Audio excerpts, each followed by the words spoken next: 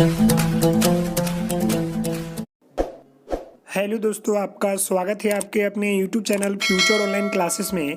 आज हम इस वीडियो में बिहार डीएलएड एग्ज़ाम 2021 के लिए पेपर 1 के जो आपको यूनिट 4 पढ़ना है, उसमें आपको पढ़ना है प्रमुख चिंतकों के मौलिक लेखन की शिक्षण शास्त्रीय समझ। उसमें आप पॉइंट 2 देखेंगे तो पॉइंट 2 में आपको पढ़ना है गिजुभाई बधिका के बारे में, जिन्होंने दीवा स्वपन के माध्यम से जो है शिक्षा में प्रयोग के विचार को स्पष्ट किया है। तो इस वीडियो में हम उन्हीं के बारे में जानेंगे और उनके जो पुस्तक है दीवा स्वपन, उसमें शिक्षा के प्रयोग के बारे में उन्होंने क्या क्या जिक्र किया है उसको जानेंगे, क्योंकि यह आपका पॉइंट जो है काफ़ी महत्वपूर्ण है आपके डीएलएड के एग्जाम व्यू से। आपका इससे हर साल क्वेश्चन पूछा जाता है इस पॉइंट से, तो इस बार भी जो है क्वेश्चन पूछा ही जाएगा। तो एक एक कर देखेंगे और इन्होंने क्या क्या बात कही है इसके बारे में भी जानेंगे। तो सबसे पहले आपको जो है गिजुभाई बधिका को जो है उनके जीवनी के बारे में बताना होगा, कि उनको थोड़ा परिचय देना होगा। उसके बाद जो है उनके शिक्षण कार्य के बाद उनको दीवा स्वपन में उन्होंने क्या क्या प्रयोग किया है उसके प्रयोग के रेखांकित करना होगा। तो सबसे पहले आप गिजुभाई बधिका के बारे में जान लें। तो मैंने उनके परिचय में लिखा है गिजुभाई बधिका जो है उनका जन्म जो है 15 नवंबर 1885 को हुआ था। ये गुजराती भाषा के लेखक और महान शिक्षा शास्त्री थे। जो गिजुभाई बधिका थे उनका जन्म जो है 15 नवंबर 1885 में हुआ था और ये गुजराती भाषा के बहुत बड़े एक महान शिक्षण शास्त्री थे। इनका पूरा नाम गिरिजा शंकर भवानी जी बधिका था। इनका पूरा नाम जो था गिरिजा शंकर भवानी जी बधिका था। इन्होंने बाल मंदिर नामक पुस्तक की स्थापना की थी। इन्होंने बाल नामक पुस्तक की नामक विद्यालय की स्थापना की थी। अपने प्रयोग और अनुभव के आधार पर इन्होंने निश्चय किया कि बच्चों के सही विकास के लिए उन्हें देश का उत्तम नागरिक बनाने के लिए किस प्रकार की शिक्षा देनी चाहिए और किस ढंग से देनी चाहिए। इस धैर्य को सामने रखकर उन्होंने बहुत सी बालोपयोग कहानियाँ लिखी, मतलब बाल के प्रयोग के ऊपर उन्होंने बहुत सारी ऐसी कहानियाँ लिखी। ये कहानियाँ गुजराती 10 पुस्तकों में प्रकाशित हुई है। इन्हीं कहानियों का हिंदी अनुवाद सस्ता साहित्य मंडल नई दिल्ली के 5 पुस्तकालयों में प्रकाशित किया गया है। मतलब गिजुभाई बधिका जो थे इन्होंने बच्चों के ऊपर जो है बहुत सारे प्रयोग करके उनके ऊपर कहानियाँ लिखी और इनके अनुसार जो है बच्चों को जो है सही विकास के लिए उनके देश बच्चों को जो है सही विकास के लिए और साथ ही साथ उन्हें उत्तम नागरिक बनाने के लिए किस प्रकार की शिक्षा देनी चाहिए और किस ढंग से देनी चाहिए उसके ऊपर इन्होंने बात कही है। और गिजुभाई बधिका का जन्म जो है 15 नवंबर 1885 में हुआ था और यह जो थे गुजराती भाषा के लेखक और महान शिक्षण शास्त्री थे और इनका पूरा नाम जो था गिरिजा शंकर भवानी जी बधिका था। मैं आप सभी को बता दूं कि इसमें थोड़ा गलत टाइपिंग हो गई है, तो आप उसे जो है इग्नोर करेंगे। आप बस मेरी बातों को सुनेंगे और समझेंगे। आपको एग्जाम में इसी बात को लिखना है। यह टाइपिंग जो है स्पीड में की जाती है, जिसकी वजह से हिंदी टाइपिंग है थोड़ी प्रॉब्लम होती है, जिसकी वजह से थोड़ी गलती है। तो आप जो है टाइपिंग पर जो है नहीं जाएंगे, आप हमारी वानियों को सुनेंगे और उसकी बातों को समझेंगे कि मैं जो है क्या कहना चाहता हूँ गिजुभाई बधिका के बारे में।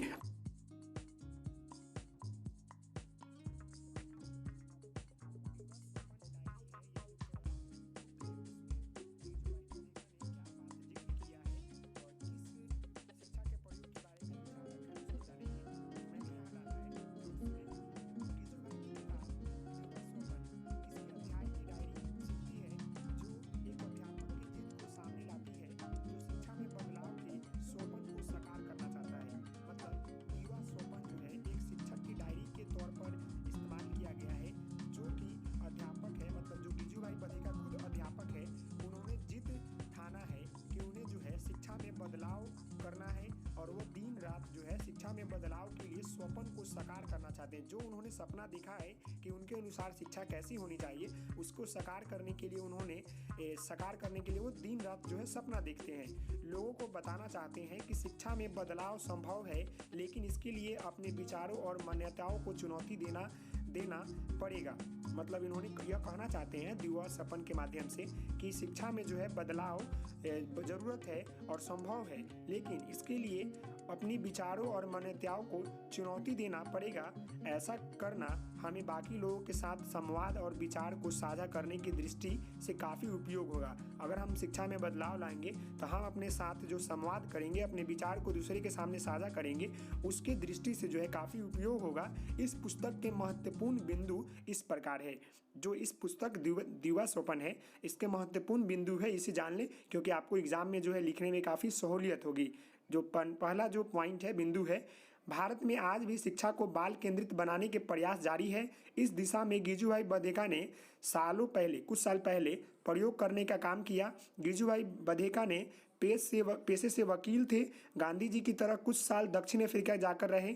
वहाँ से वापस आकर फिर वो वकालत शुरू किए। जब वकालत से मन उब गया तो वह 1910 और 1915 की ईस्वी के दौरान मतलब जो साहित्यकार मारिया मोंटेसरी थी उनका गहन अध्ययन किया। मतलब गिजुभाई बधेका जो थे वो चाहते थे कि बाल केंद्रित शिक्षा बनाया जाए, बच्चों के अनुकूल, बच्चों के जो द्वारा बच्चा जैसा सीखना चाहता है, जैसे उसका मन है वैसे जो है बच्चों को पढ़ाया जाए। और गिजुभाई बघेल ने जो है बहुत सालों जो है इसके ऊपर काम भी किया। गिजुभाई बघेल जो थे पेशे से एक वकील थे, जिन्होंने दक्षिण अफ्रीका में जो है गांधी जी की तरह जो है वो दक्षिण अफ्रीका में जाकर वहाँ रहे, पढ़े। फिर वहाँ से आने के बाद जो है उन्होंने भारत में वकालत किया और 1910 और 15 के बीच में जो है उन्होंने साहित्यकार मारिया मोंटेसरी का गहन अध्ययन किया। आगे देखते हैं अगला जो पॉइंट है। तो अगला पॉइंट है, इसके बाद भावनगर के बाद विद्या मंदिर में गिजुभाई बघेल ने शिक्षा के केंद्र में बच्चों को पढ़ाना शुरू किया। जब वो मारिया मोंटेसरी के जो गहन कर लिए साहित्यकार के बारे में, तो उसके बाद जो है गिजुभाई बधेका ने जो है विद्या मंदिर में गिजुभाई बधेका ने जो है शिक्षा के केंद्र पर बच्चों को पढ़ाना शुरू किया। वे बच्चों के प्रति अपना प्रेम का व्यवहार करते थे, उनकी खुशी का ध्यान रखते थे और उनको समकालीन शिक्षकों में लगाता था कि वह क्या करे। मतलब उन्होंने जो है बच्चों को पढ़ाना शुरू किया और साथ ही साथ वह प्रेम भाव से उन्हें पढ़ाते थे, उनको खुशी के माध्यम से पढ़ाते थे, खुशी के माध्यम से पढ़ाते थे। और जो है समकालीन शिक्षकों को लगता था कि वह क्या कर रहे हैं, मतलब जो भी उनके समकालीन शिक्षकों थे उनको लगता था कि गिजुभाई बधेका क्या कर रहे हैं। लेकिन उनका तो सपना था कि वह जो है एक ऐसा शिक्षा मतलब बनाए जो कि बच्चों के लिए काफ़ी मददगार हो, उनके बाल केंद्रित हो, ऐसा उनका सपना था। इसीलिए उन्होंने बुक में लिखा है दिवा स्वपन। नेक्स्ट पॉइंट है, उन्होंने एक वर्ष के अंतर्गत कक्षा 4 के विद्यार्थियों के साथ किए गए शैक्षिक प्रयोग की यात्रा को कहानी के माध्यम से साझा किया है।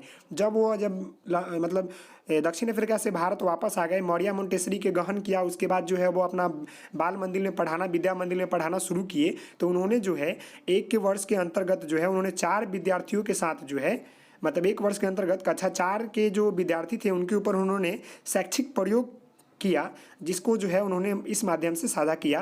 प्रथम खंड, द्वितीय खंड, तृतीय खंड और चतुर्थ खंड, 4 खंडों में जो है उन्होंने मतलब अपना प्रयोग किया, शैक्षिक प्रयोग किया, जो कि निम्न प्रकार है। एक एक कर इन प्रयोगों के बारे में जानेंगे और यह प्रयोग जो है काफ़ी महत्वपूर्ण है आपके एग्जाम व्यू से। अगर यह प्रयोग आप लिखते हैं तो आपको अच्छा नंबर मिलेगा एग्जाम में, और आपका जो चेकर होगा, कॉपी चेकर, उन्हें लगेगा कि बच्चा ने मेहनत किया और पढ़ा भी है।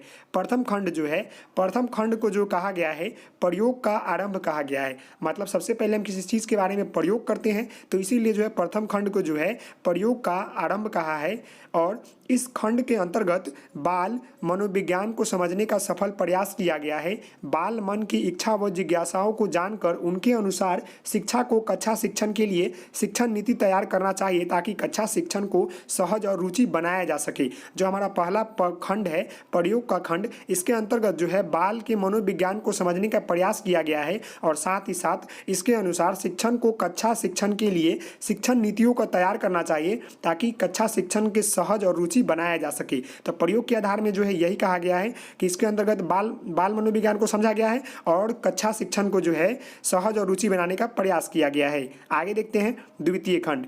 तो द्वितीय खंड को जो है प्रयोग की प्रगति कहा गया है। पहले हम प्रयास किए तो थोड़ा प्रगति भी होगा, मतलब थोड़ा स्पीड पकड़ेगा, उसके ऊपर काम करेंगे तो दूसरे खंड को जो है प्रयोग की प्रगति कहा गया है। इसमें जो है बालकों के प्रयोग की प्रक्रिया को आगे बढ़ाते हुए शिक्षक ने मनोविज्ञान को समझते हुए बालक में विषयों की रुचि विकसित करने के लिए खेल विधि का प्रयोग किया है। कि बालक जो है प्रयोग की प्रगति को कैसे ऊपर करेंगे, इसके लिए जो शिक्षक है मनोविज्ञान को समझते हुए बच्चों को विषय में रुचि प्रदान करने के लिए, रुचि लेने के लिए उन्होंने खेल विधि का प्रयोग किया है और हर विषय के लिए अलग अलग शिक्षण पद्धति का प्रयोग किया है।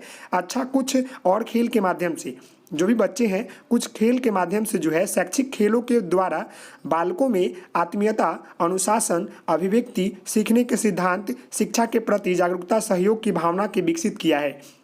जो हमारा दूसरा खंड है उसमें प्रयोग की प्रगति है। इसमें जो है शिक्षक जो है बच्चों के मनोविज्ञान को समझते हुए उन्हें सब्जेक्ट में रुचि के लिए उन्होंने खेल का माध्यम चुना है, क्योंकि खेल के माध्यम से जो है बच्चों में बहुत तरह का विकास होता है, जैसे अनुशासन, अभिव्यक्ति, आत्मीयता, सहयोग की भावना, यह सब जो है खेल के माध्यम से जागृत होती है बच्चों में। तो इसीलिए जो है दीवा स्वपन जो है दीवा स्वपन उसके जो द्वितीय खंड जो प्रयोग किए हैं गिजुभाई बधेका ने, उसमें जो है इन्होंने यही बात लिखी है कि प्रयोग की प्रगति। आगे जो है तृतीय खंड में देखते हैं, तो तृतीय खंड जो है इसमें जिक्र किया गया है 6 महीना के अंत में अंतर्गत, 6 महीनों का अंत में के अंतर्गत, मतलब जो 2 बार हो गया, पहला हमने प्रयोग किया फिर प्रगति किया, तीसरा में जो है 6 महीने के अंत में अंतर्गत, जो 6 महीना हो जाने के बाद जो क्या परिणाम आया उसके ऊपर इन्होंने जिक्र किया है।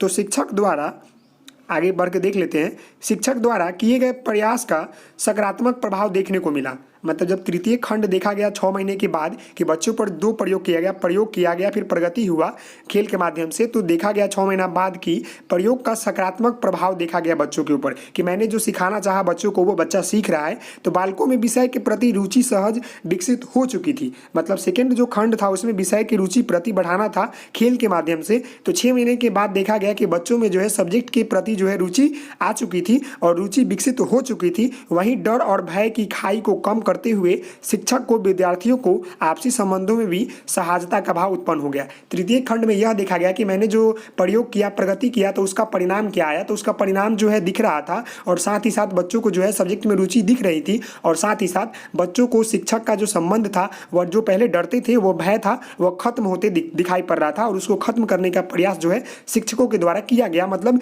गिजुभाई बधेका के द्वारा किया गया दीवा स्वपन के माध्यम से। नेक्स्ट देखते हैं चतुर्थ खंड। तो चतुर्थ खंड में जो है अंतिम सम्मेलन कि जब हमने प्रयोग किया प्रगति किया 6 महीने के बाद मैंने परिणाम देखा, तो अब अंतिम सम्मेलन में क्या आया उसके ऊपर जानेंगे।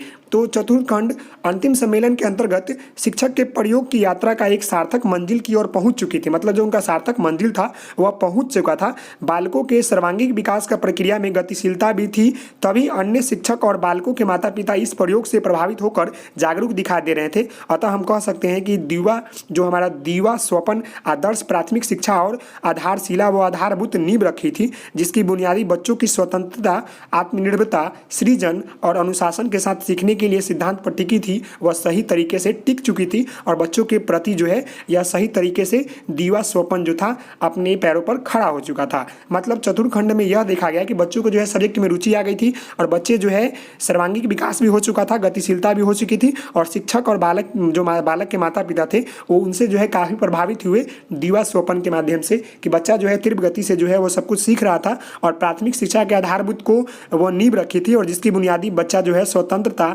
आत्मनिर्भरता, सृजन और अनुशासन के साथ जो है सीखने सिखाने की सिद्धांत पर टिकी हुई थी। जानते हैं गिजुभाई ने शिक्षा के ऊपर क्या सिद्धांत दिया है।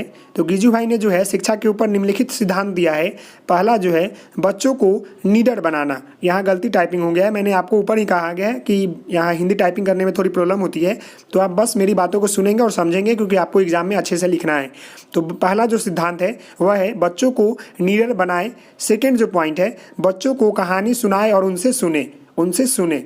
नेक्स्ट है बच्चों को आदर व सम्मान दिया जाए। बच्चों को जो है आदर व सम्मान दिया जाए।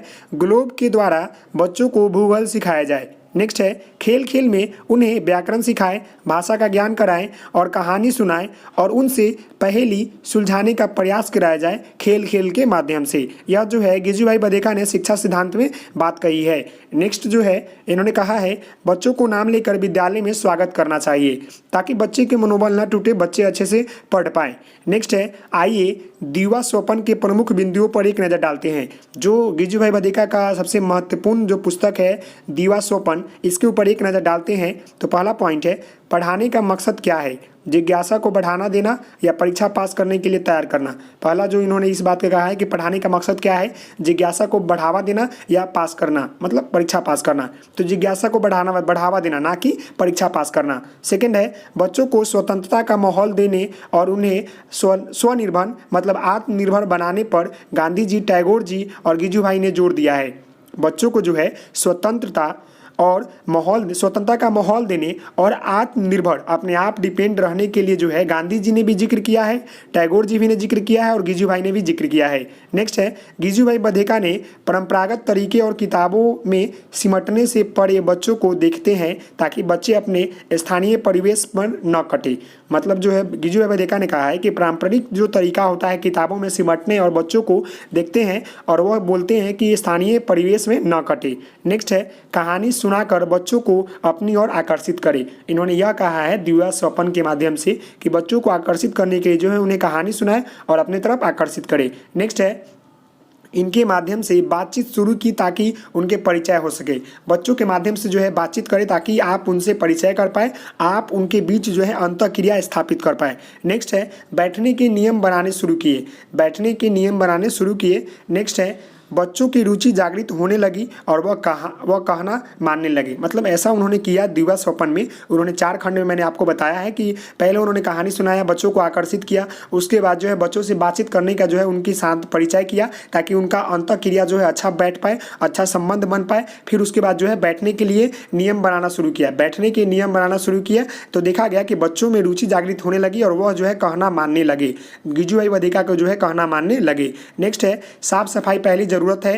हेड मास्टर का कहना था कि यह घर वाले का काम है, इसमें खुद को क्यों फंसा रहे हो। तो गिजुभाई ने जवाब दिया था कि बच्चे खुद इसकी जिम्मेदारी ले रहे हैं। जो साफ सफाई विद्यालय में हो रही थी तो हेडमास्टर का कहना था कि बच्चों यह घर वालों का काम है, इसमें खुद क्यों फंस रहे हो। गिजुभाई ने जवाब दिया था कि बच्चे खुद इसकी जिम्मेदारी ले रहे हैं कि मैं साफ सफाई करूंगा। तो यह सब जो है मुख्य पॉइंट है दिव्या स्वप्न के। नेक्स्ट है, उन्होंने बच्चों के टोपी पहनने पर ऐतराज जताया कि गंदी पगड़ी क्यों पहनते हैं, कल से मत पहन कर आना, मैं भी ऐसा करूंगा। हेडमास्टर ने कहा था कि सोशल कस्टम से छेड़छाड़ सही नहीं। शिक्षा अधिकारी से अनुमति की बात कही। शिक्षा अधिकारी से बात करने पर उन्होंने जवाब दिया कि स्कूल के 4 दीवारी तक ही सीमित रही और वहाँ रहकर पढ़ाई बेहतर बनाने का अपना प्रयोग जारी रखे, उनसे आगे मत जाओ। मतलब जो इन्होंने जो पगड़ी पहनी थी, बच्चों को पहनाया था और खुद पहनी थी, तो इनका हेडमास्टर जो था इन्हें जो है बोला कि आप सोशल कस्टम से छेड़छाड़ नहीं करें। शिक्षा अधिकारी ने भी जवाब दिया कि आप जो है अपने स्कूल के 4 दीवारी के अंदर ही सीमित रहे, उससे बाहर जाकर जो है अपना प्रयोग जारी रखें और उससे आगे मत जाए। मतलब अपना अंदर जो प्रयोग है उसी के अंतर्गत करे लेकिन उससे बाहर नहीं जाए। तो यह जो था गिजुभाई बधेका के दिव्या स्वप्न से रिलेटेड महत्वपूर्ण जो थी बातें थी। और मैंने आपको जो है गिजुभाई बधेका के जो है इन्होंने शिक्षा के ऊपर क्या सिद्धांत दिया है उसको भी मैंने बता दिया और उनके खंड जो है चतुर्थ खंड, तृतीय खंड, द्वितीय खंड और प्रथम खंड, इन्होंने क्या क्या प्रयोग किया बच्चों के ऊपर, तो इसके बारे में बता दिया। फिर मैंने दिव्या स्वप्न के बारे में बताया कि एक किताब है, डायरी है, जिसमें शिक्षक चाहते हैं कि मैं जो सपना देख रहा हूँ बच्चों के प्रति, बच्चों को पढ़ाने के प्रति, वैसा मैं स्थापित करूँ इनके बारे में। फिर मैंने गिजुभाई बधेका के बारे में जो है परिचय भी दिया। तो यह सब जो है काफ़ी महत्वपूर्ण है आपके एग्जाम व्यू से। तो आशा करता हूँ कि यह वीडियो आपको अच्छा लगा होगा। तो आप हमारे चैनल को लाइक करेंगे, शेयर करेंगे, सब्सक्राइब करेंगे। Thank you for watching this video. Please like, share and subscribe my channel. तो मिलते हैं नेक्स्ट वीडियो में, तब तक के लिए धन्यवाद। Thank you.